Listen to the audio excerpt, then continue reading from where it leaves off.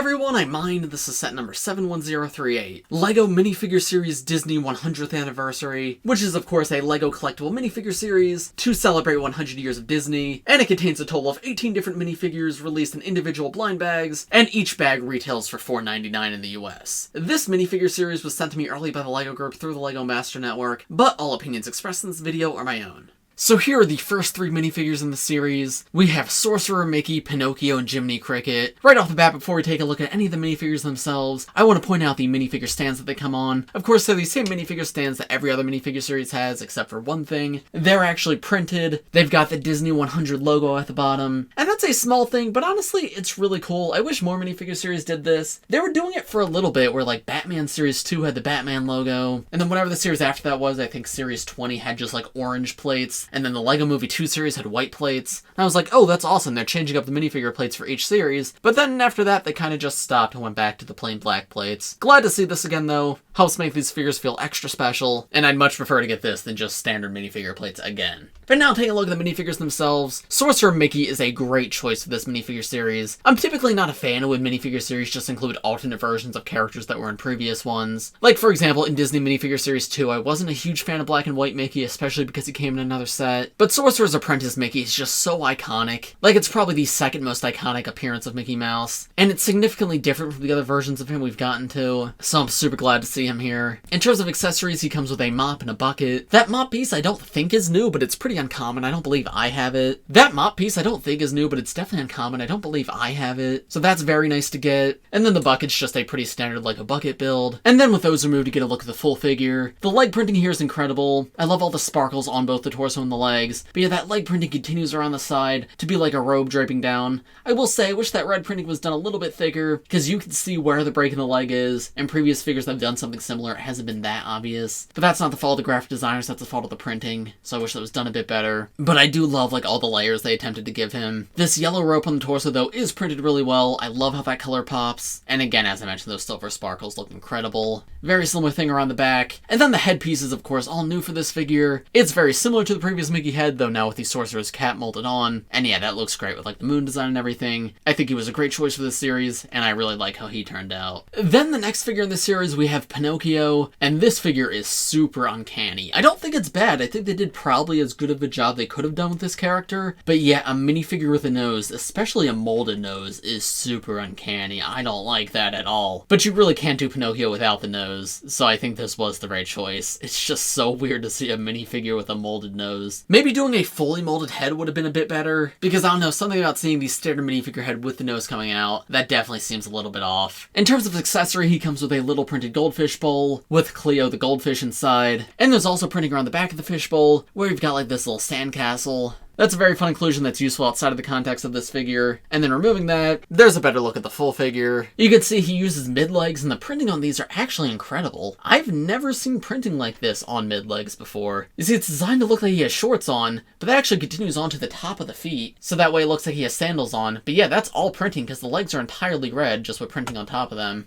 And then brown shoes printed on top of that. That is so well done. I'd love to see more minifigures do things like that. Because yeah, normally printing cuts off before the ankles. But no, that's really, really smooth. There's also more detail around the side of the legs. And then he does have dual molded arms to show his short sleeves. And the outfit is iconic and done pretty much perfectly. All new molded hat piece for Pinocchio too. And then taking that off, we can take a full look at that face print, which again, just looks bizarre. It's good for the figure, don't get me wrong. I don't think they could have done it better. But it just feels super uncanny for LEGO. The nose is also rubber while the head's a hard plastic, which just adds to the strangeness of it all. But yeah, in my opinion, great minifigure. Just a bit of a weird one. And then next figure in the series, you can see we have Jiminy Cricket. And I don't know how to feel about this guy. The figure itself, I think, is pretty good. Nothing exceptional about this guy like the previous two. He's got just a magenta umbrella as an accessory. Short legs with printing on the toes. He's got like his little coat jacket printed on the torso. And then like a little cape piece that folds up to go behind his head. Face print captures his personality pretty well. And I actually really love this blue hat with the yellow stripe. That's just a really pretty color combination. combination. Turning him around, there's no alternate face or anything, but there's the look at the back torso print. But yeah, my thing about this guy is just, did he need to be a minifigure? Like, don't get me wrong, I think he's an iconic character, but if you look at these two, there's something a bit off about this scale. Jiminy Cricket is not this big in universe. So part of me wishes they'd turned Jiminy Cricket into an accessory for Pinocchio, and then freed up this slot to be another character. Because yeah, I don't know if I need Jiminy Cricket as a full-size minifigure. I think he would have been perfectly fine as like a molded accessory for Pinocchio. But considering they made him a minifigure, yeah, I mean, he's fine. Nothing breathtaking, but they do capture the character really well, so I'm fairly happy with how he turned out. Then the next three minifigures in this series, we have the Queen of Hearts from Alice in Wonderland, Stitch, though with 4 arms, and Pocahontas. The Queen of Hearts is another one where I'm like, I don't know if she would have been my choice for one of the minifigures in the series, because we have gotten other Alice in Wonderland characters in the past, and I maybe would have preferred to pull from another franchise rather than doing another Alice in Wonderland character. But I have to say, this figure is really, really well done. All new hairpiece for her, which is dual molded in black and gold, and she's got like the little crown on top, which is really cool and probably could be useful for some customs. Very cartoony expression on her, very unlike other LEGO minifigures. The design of it kind of reminds me of like Captain Underpants. I think it would be funny to make a purist custom Captain Underpants with that face print. In terms of accessories, she just has these 2 little hearts on sticks. Pretty lame in terms of accessories for this series, but oh well. But then with those removed, taking a look at that torso print, I love whenever they do the big dress pieces, because they are just so uncommon. So whenever we see them, they are super cool. But yeah, the printing feels straight out of the movie. I love the alternating black and red. And then you can see she's got a very similar cape piece at her neck to Jiminy Cricket. In fact, it might even be the same exact cape piece. She does actually come with an alternate face too, where she's screaming. Again, super unique face print, very unlike anything else we've gotten from LEGO, but I think it fits the character super well. So yeah, while I don't entirely agree with this choice for a minifigure, I think the figure itself is actually really good, so I can't criticize too much. Then we come to Stitch. I promise I won't say this about every figure in this series, there are a lot that I think are great choices. But yeah, this is another one where I'm like, did we need another Stitch? Because unlike Mickey, he's not like the face of Disney, so we could have gotten a series perfectly fine without any Stitch, and we have gotten Stitch in the past. However, this is a very different version of Stitch to the previous one, and I do actually really love this figure. So while it might have been cooler to get an all-new character rather than a second Stitch, this guy is super unique because he has 4 arms. Now this 4-arm piece is not new for Stitch. We got it previously on a minifigure from Solo, the Star Wars spin-off movie. However, that was the only minifigure it was ever used on, but it's a super fun part, and I was always wanting it to come in another set because I never got that Solo set. So I'm really happy to see you can get it for so cheap in a minifigure, because yeah, just seeing those 2 arms back to back, very, very cool. They of course move together as one. When you move one up, the other one comes with it. However, each individual hand is individually posable, so you can hold accessory in all 4 hands if you wanted to. However, Stitch just comes with 2 of these yellow sci-fi laser guns, but removing them, there's a full look at the figure. We actually have printing on the short legs there, which we don't actually see too often. In fact, I'm not sure if we've ever seen that before. Short legs often have toe printing, but I've never seen front leg printing like that. That's really nice to see. Those arms do have side arm printing too, and you can see Stitch's like, what, fins are kind of spiking out the back. Yeah, this is a really amazing minifigure. Feels very cartoony, straight out of the movie. Fantastic adaptation of this character. It's cool both as Stitch and just as a LEGO minifigure. I really love this one. And then to end off these 3, we have Pocahontas, which unlike the previous 2, I think was actually a fantastic choice for this series. The Disney princesses are some of the most iconic Disney characters ever, so it makes sense for LEGO to want to try to give us all of them in LEGO form, and I think they did a fantastic job of translating Pocahontas into a minifigure. Of course, I always appreciate when we get more uncommon skin tones on minifigures, because while LEGO has been pretty good the past few years, I know when I was a kid there was pretty much only one realistic skin tone you could get, so seeing a character like this available for only $5, that's really nice. But beyond that, just adapting Pocahontas into a minifigure form, they did such a good job. They gave her like a little tattoo on one arm, which is a really nice touch. Her face print is fun and full of personality, and her outfit is super well captured too. I especially love like the blue necklace at the top. In terms of accessories, she just has these leaves in different colors. Not sure if they were necessary, but hey, I mean, I'll take them. But the more interesting accessory is the compass in her other hand, which I believe is an all new printed part for this figure. And then her hairpiece might be from LEGO Video, but no, I believe it's all new for this figure. But it's like flowing in the wind, and again, that's just such a cool look. Helps her feel super animated. Taking that piece off though,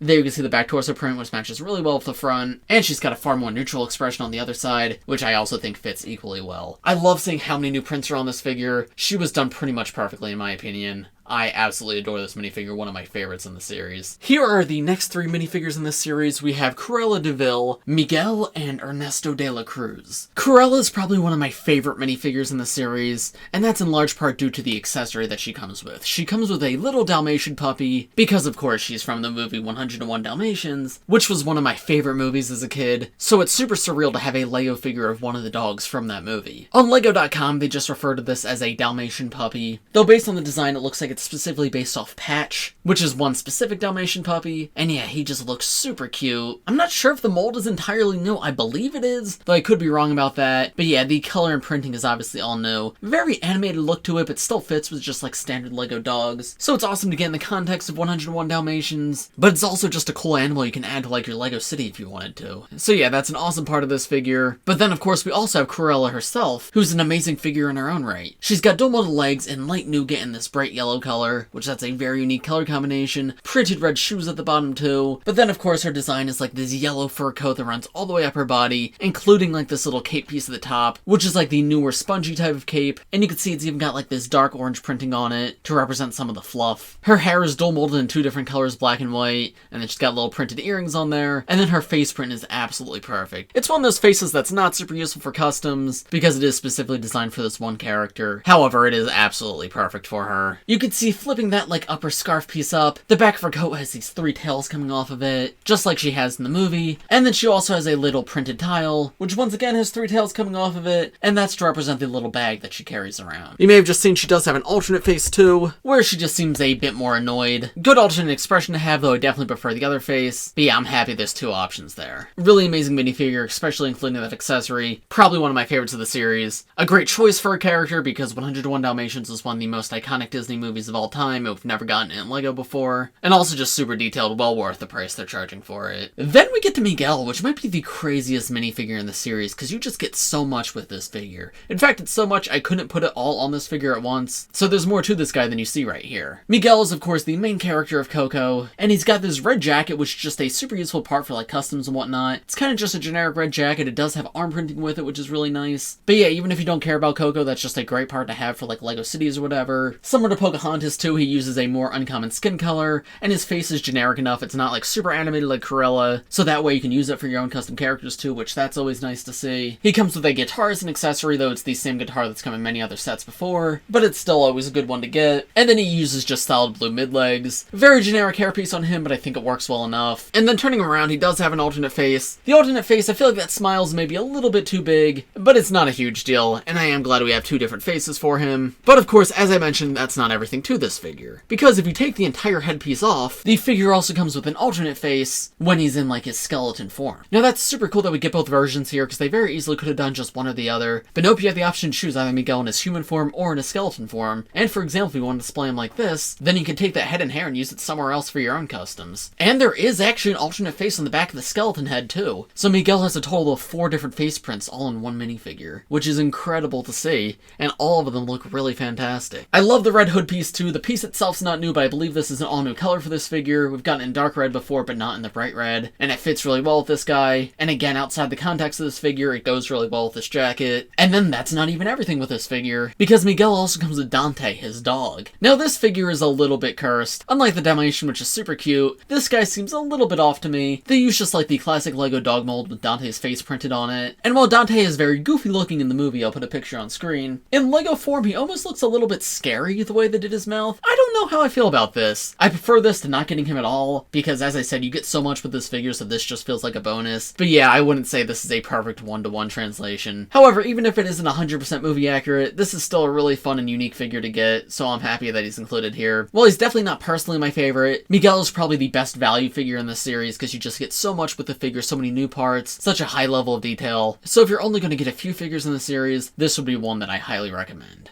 Then we have Ernesto de la Cruz, who is the main villain from Coco, and this is another one where it's like, I don't know if he was the best choice for a figure in this series, just because there's so many Disney movies and TV shows and whatnot that have not gotten characters yet, and while I like Coco as a movie, I don't know, I think Miguel might have been enough representation from that movie. However, they decided to do Ernesto as well, and I have to say, even if he wouldn't be my first pick for a character, this is one of the coolest looking minifigures I've ever seen, and easily one of the best minifigures in the series. Very monochrome, with all the pieces being white, and then he's got gray, silver, and black printing on top, and it just looks absolutely beautiful. He's of course got like the skeletal design for his face, but then his cheekbones and whatnot are metallic silver printing. Same thing with metallic silver on his jacket and on his arms. The arm printing does look really nice, and the design even continues onto his side leg printing. His guitar is gorgeous too. You can see it's actually an all new molded part, very similar to the one that Miguel holds. However, now it's got a skull face at the top, and yeah, just so many intricate little details feel straight out of the movie. And with that removed, you get a full look at that figure. And yeah, this one is just gorgeous from all angles. angles. You could see the rim of the hat is printed all the way around, and it's even got little bows tied at the top. And yeah, that hat is also an all-new part because it's a dual molded hat and hairpiece, because you can see he's got the black hair underneath it. Removing that, there you get a full look at his face print, where you can see he's got one eyebrow up and one eyebrow down. And once again, he even has an alternate face, where he's got this sort of devious smile. So yeah, well, if I was making this series, I probably would have picked another character over this guy. I have to say, in terms of quality of minifigure, he's probably one of my favorites in the series, because he's just so good. Then here are the next three figures in this series. We have Oswald the Lucky Rabbit, Robin Hood, and Prince John. Oswald's one of these figures that I'm super mixed on. In terms of like representing the character it wants to, I mean, I'd say it's pretty much perfect. This is exactly how Oswald looks in universe. I can't think of a way to do him better. However, in terms of a $5 minifigure, this is super lame. This reminds me a lot of Mickey from the first Disney series, where like he was good, but it's just like for the high price that they charge for minifigures, a very low level of detail like this, I don't know, is always a little bit disappointing. Comparing this to even the two figures next to him,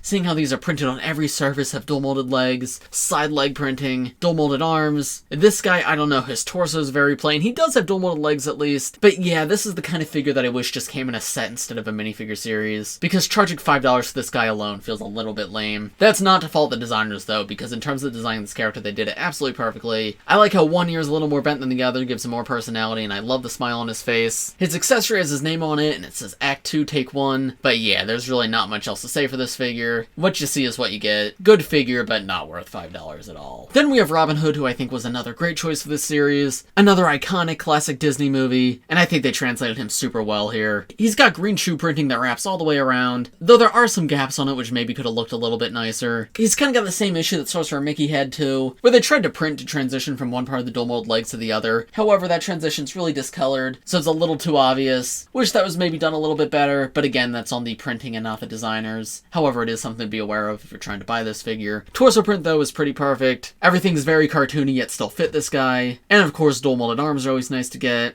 In terms of accessory, it just comes with a regular bow, which I think is perfectly fine. And around the back, you can see he uses the Rocket Raccoon tail, though in this dark orange color. There's a look at the torso with that tail removed. And then of course he has an all new custom molded head, which looks really good. There's a spot in the cap to put a feather, so that feather is a separate part. But yeah, no, the molding's just really good. Great translation of this guy from 2D into 3D. Another figure that I just really like from the series, and I think he's well worth the money they're charging for him. Then we have Prince John, who is of course the villain in Robin Hood, and again, he's another one of those figures where I think he's a good figure, but just a weird choice for the series. Like, don't get me wrong, I'm not like against villains in general, but considering like we've never gotten a minifigure version of like Cinderella, them making Prince John or Ernesto de la Cruz over Cinderella just comes off as a little bit strange to me. But yeah, if you just accept the fact that yes, this is a minifigure in the series, yeah, he's actually pretty good once again. He's got an all new molded head just like Robin Hood, of this lion face with the crown on top. Again, good translation of this character from 2D into 3D. Maybe loses a bit of his personality. Like, I think Robin Hood still captures a lot of his personality, but this guy maybe looks a little bit bland. However, the rest of this figure is so good that I honestly don't mind. He once again has dual molded legs and side leg printing. I love the little sandal print on the bottom, that's super cute. And then of course he's got those like spotted robes that continue up into his torso, and even into this physical cloth piece,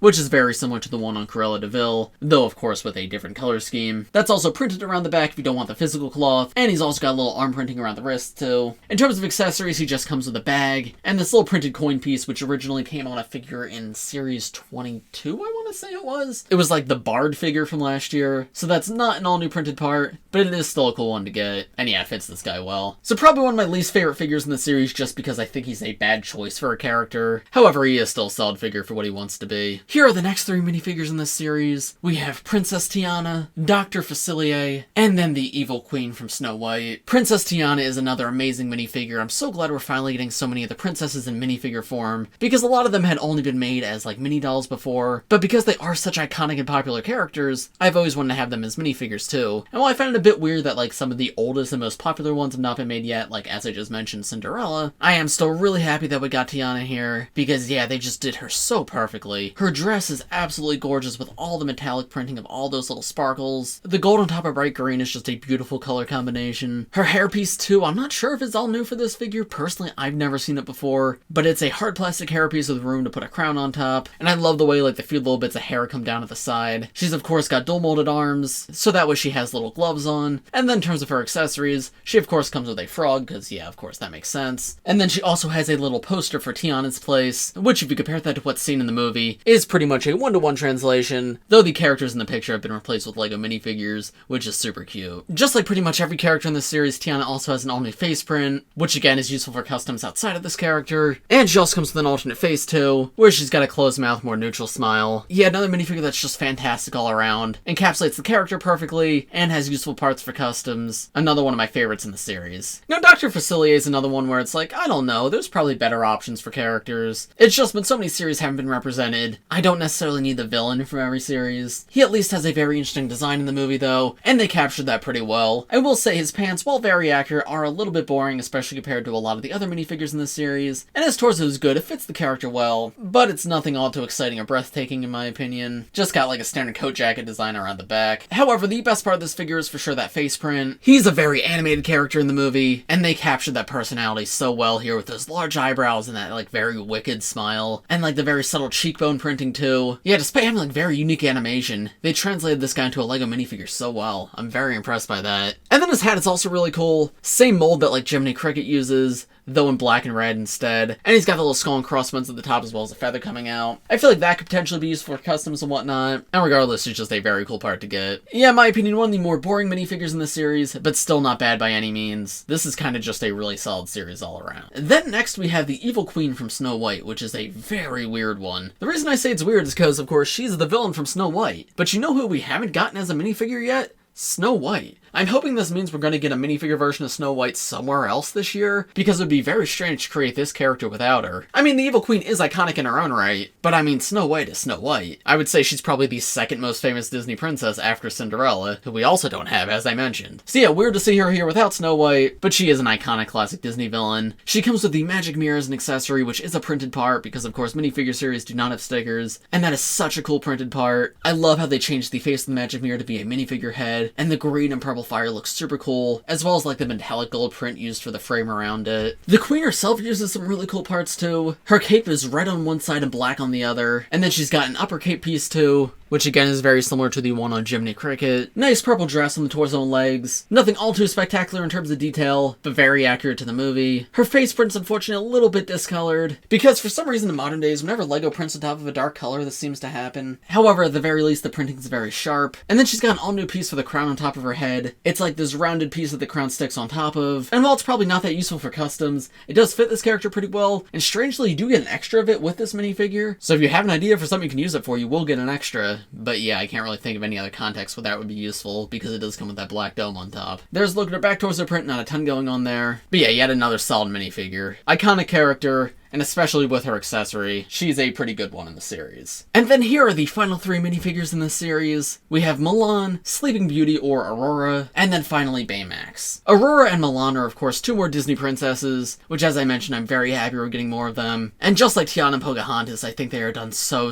well. Mulan's got a great new face print. I love like the confident smile on her, and the way like they did her eyebrows. Her torso and leg prints are great too. She's got like the little necklace with the dragon on it around her neck, and that's of course a metallic gold. But yeah, while her design's maybe a little more simple than some of the other minifigures in the series, I just think it's so perfect, so honestly she's still one of my favorites. In terms of accessories, she comes with this little jar with a printed cricket on it. Of course it's the cricket that's seen in Milan, as well as a little sword. She uses a LEGO Friends hairpiece, which is always odd when we see that on like normal minifigures, because LEGO doesn't do that all too often, so as such it's rubber. Would have been nice if she got an all-new hairpiece like the other princesses in this series, however we can only ask for so much. Likely though, if we remove that hairpiece, she does have an alternate face, and I am so happy to see she does have an angry face. Because oftentimes, even in like LEGO Marvel, when there's a female character, they'll have smiles on both sides. And I don't mind that for most of the princesses, because that is what they do most of the time. But for a character like Mulan who like fights, it would be pretty silly for her to have a smiling face on both sides. So I'm glad you have the alternate angry option, and I think this one looks just as good. Yeah, this is another one of those figures where I think it does a great job of representing the character, but also has amazing parts for customs. Another one of my favorites in the series. Then Aurora just looks great. A more traditional princess design, but they really did did go all out with this figure. Overall pink color scheme with like gold trim and gold sparkles on it. Very similar to Tiana's dress, though of course in pink instead of green. I do think Tiana has the better color scheme, so I slightly prefer that figure. However, both are very good. She does include arm printing as well, so that way it shows that her shoulders are out a bit, and that's of course of both sides. And that hairpiece that she uses is all new for this figure, so that way of course she could fit a crown on top. Always happy to see new hairpieces, and that's one that I feel like will be very useful. I think it's likely LEGO will use that for more characters in the future.